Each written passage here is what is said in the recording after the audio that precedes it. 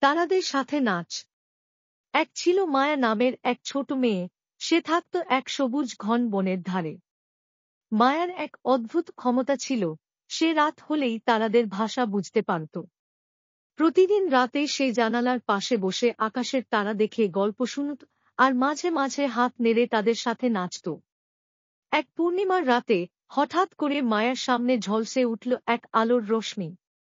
সেই আলোর মাঝখান থেকে বেরিয়ে এল এক জ্যোতিষ্ক কন্যা, নাম তার টিয়ারা। টিয়ারা বলল, তুমি প্রতিদিন আমাদের সাথে নাচো, আমরা সেটা দেখি আকাশ থেকে।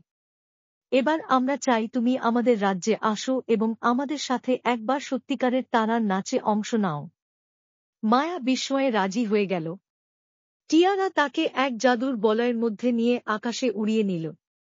মা চোখ মেলে দেখল, তারা দিয়ে তৈরি এক রাজ্য, আকাশ জুড়ে নরম আলো, তারা ফুল আর মৃদু সুরে বয়ে চলা বাতাস। তারপর শুরু হলো সেই মহোৎসব। মায়া নাচল তারাকন্যাদের সাথে। তারা ঘুরছিল, জ্বলছিল আর মায়ের চারপাশে আলোর ঝলকানি তৈরি করছিল। মনে হচ্ছিল এই রাত কখনোই ফুরাবে না। শেষে টিয়ারা মায়াকে বলল, তুমি আমাদের হৃদয়ে জায়গা করে নিয়েছ।